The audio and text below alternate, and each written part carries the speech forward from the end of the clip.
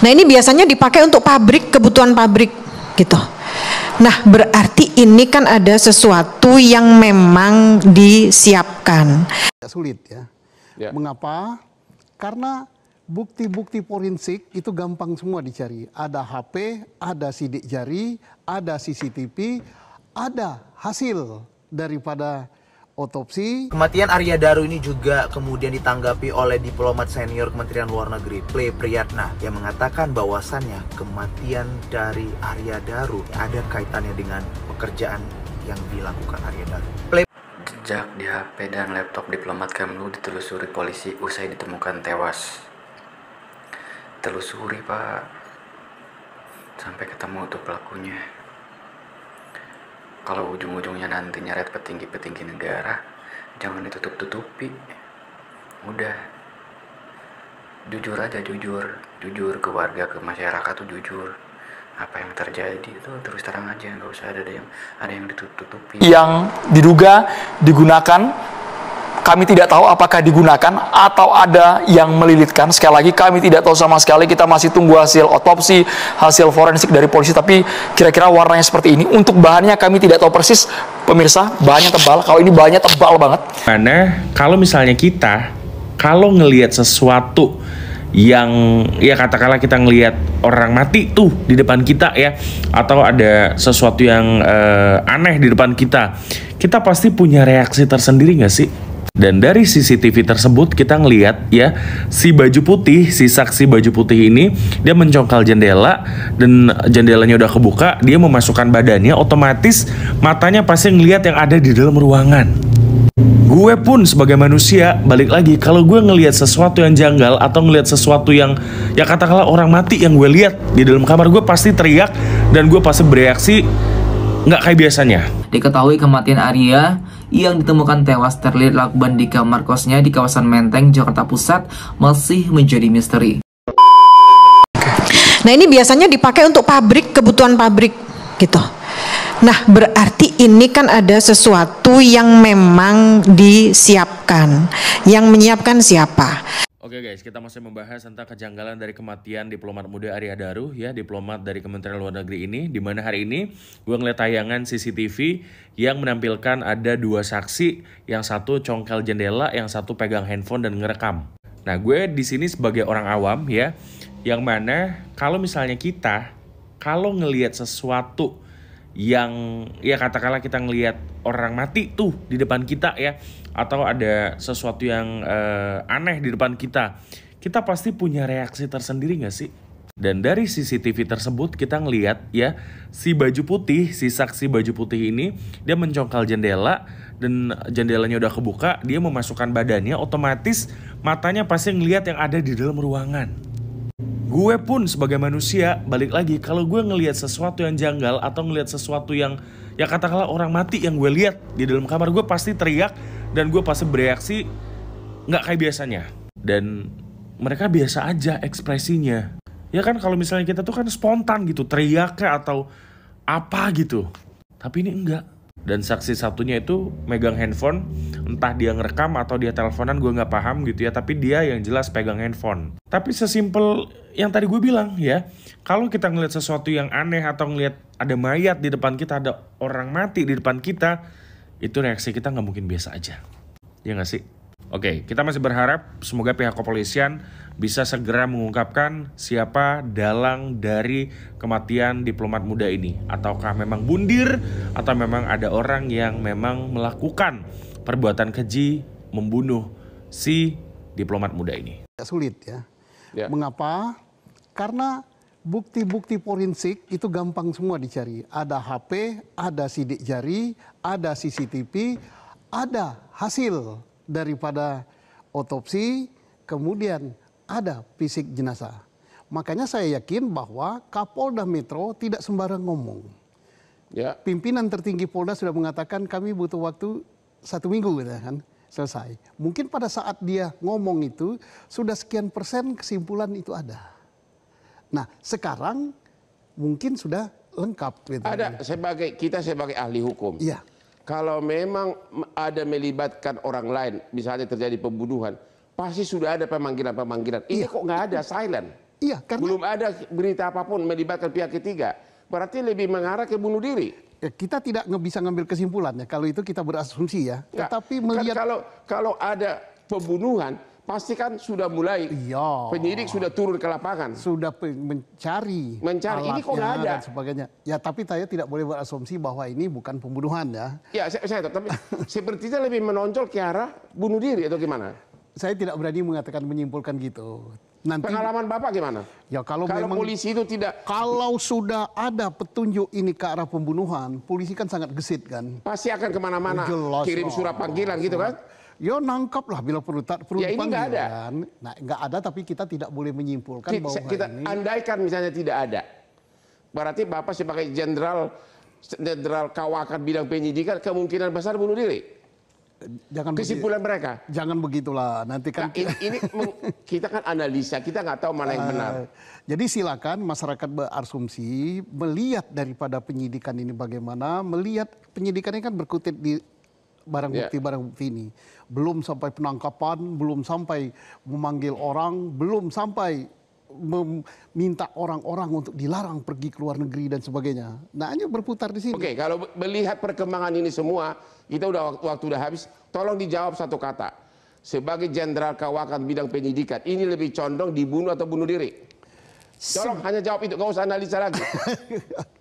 Saya tidak mengatakan condong bunuh diri, tetapi kemungkinan untuk segala ini ada.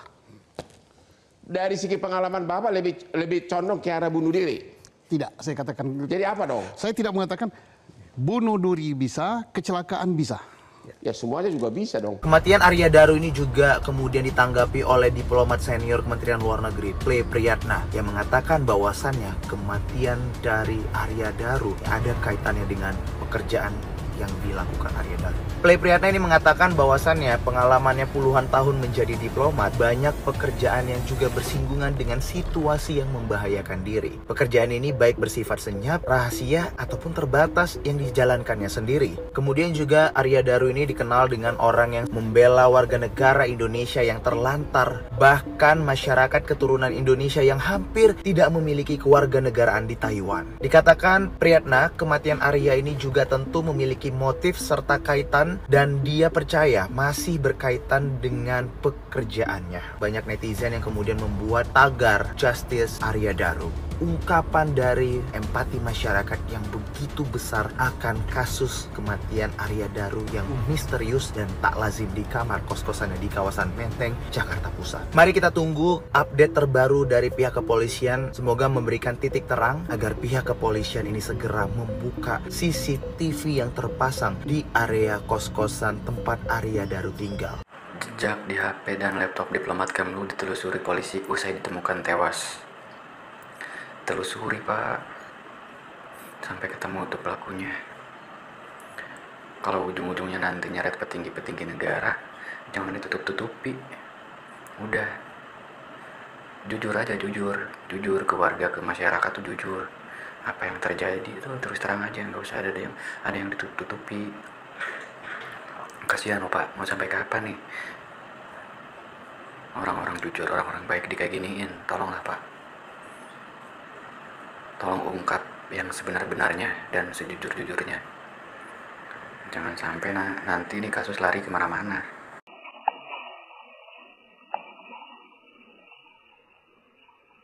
Kenapa aku membuat video seperti ini? Supaya kita membandingkan nanti keterangan dari kepolisian, ya. Supaya masyarakat juga bisa membandingkan mana yang masuk akal, mana yang di luar nalar, ya. Karena banyaknya kita lihat selama ini kasus-kasus yang nggak masuk akal, keterangan-keterangan penegak hukum, ya. Jadi kita coba dulu ya secara asumsi-asumsi warung kopi aja, ya. Jadi begini, dari langkah-langkah almarhum ini, dia tidak menunjukkan ketakutan saat keluar membuang sampah jam 23.21. Dia santai kok dia jalan, masih memasukkan sendal, santai, bahkan sampahnya itu dia buang jauh keluar. Kalau dia takut, pasti dia sampahnya itu dia letakkan di pintu atau besok lah, gitu kan. Itu yang dugaanku. Lalu ketika teleponan sama istrinya jam 9, apakah ada rasa khawatir yang disampaikan kepada istrinya? Karena jam 11 malam dia buang sampah, tidak menunjukkan gerakan badan yang jalan buru-buru, berlari, atau lihat sana sini. Enggak, santai. Berarti kalau jam 23.21 dia masih keadaan santai, berarti saat teleponan dengan istrinya mungkin masih teleponan yang santai. Ini asumsi ya, asumsi. Tapi kita tetap nanti menunggu pernyataan dari kepolisian. Ini cuma asumsi aja. Dan yang aneh menurutku, yang aneh, penjaganya kenapa nekat mencongkel jendela? Oke, contohnya kita tanyalah nanti penjaganya, kenapa kalian congkel jendelanya? Ya kami khawatir bang, ada orang di dalam. Kau tahu ada orang di dalam? Dari mana kau lihat? Iya kan? Dari mana kau lihat ada orang di dalam? Dari jendela. Oke, kalau kau lihat dari jendela, berarti kau lihat kondisinya bagaimana di dalam. Ya kan? Pasti dia akan menjawab, oh tidak. Kalau tidak, kenapa kau congkel? Cara mencongkel kita ini berarti memastikan di dalam sudah ada orang mati, gitu loh. Kalau kita sudah tahu ada orang mati, kenapa kita tidak menstopnya dan menghubungi polisi? Kenapa masih kita lakukan mencongkel dan membuka jendela?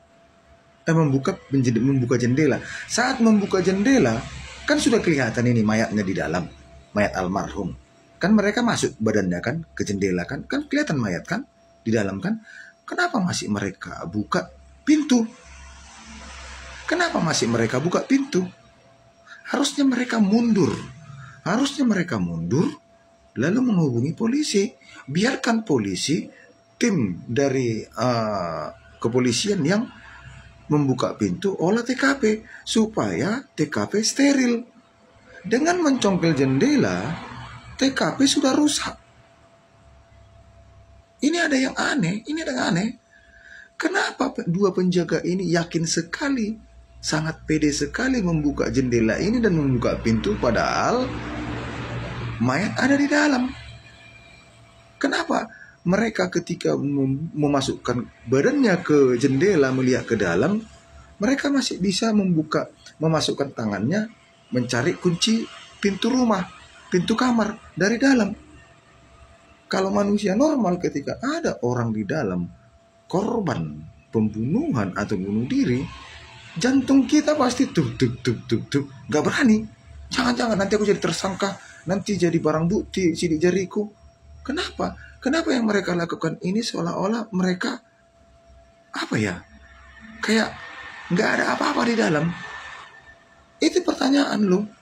Ini asumsi supaya nanti kita bisa membandingkan hasil penyelidikan, atau mungkin ucapanku ini bisa menjadi pertimbangan aparat kepolisian. Jadi aku bukan menuduh, tapi yang namanya kita sebagai detektif, ya, jangan pernah berpikir positif tentang siapapun. Teman dekat curiga diplomat Arya Daru dibunuh. Teman-teman dekat diplomat Arya atau ADP 39 tahun curiga ADP meninggal dunia karena dibunuh. Teman-teman dekat yakin ADP meninggal dunia bukan karena bunuh diri.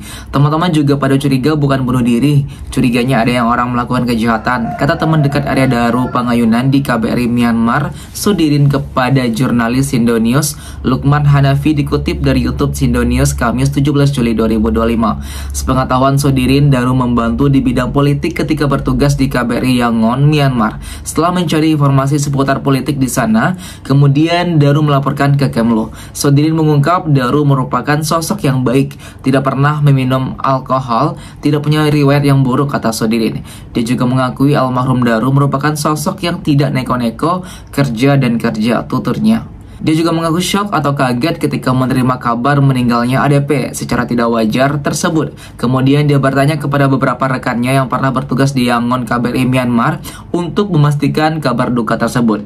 Berita meninggalnya Mas Daru memang betul diketahui sekitar pukul 8.00 waktu Indonesia Barat, ujar pria yang 3 tahun bertugas bareng ADP di KBRI Myanmar tersebut. Diketahui kematian Arya yang ditemukan tewas terlilit lakban di kamar kosnya di kawasan Menteng, Jakarta Pusat masih menjadi misteri. Menurut pakar mikroekspresi Kirdi Putra, korban tidak mungkin bundir karena kondisi seseorang yang bundir tidak akan tertata rapi saat ditemukan. Enggak ujuk-ujuk tiba-tiba selesai gitu aja. Pasti ada bocoran-bocoran kecil tapi orang nggak ngeh aja biasanya, yang baru nyambung setelah dia bundir. Kalau terlihat dari gerak-geriknya itu saya tidak bisa melihat bahwa dia ada intensi buat itu, kata Kirdi dikutip dari YouTube Sindonews TV Rabu 16 Juli 2025.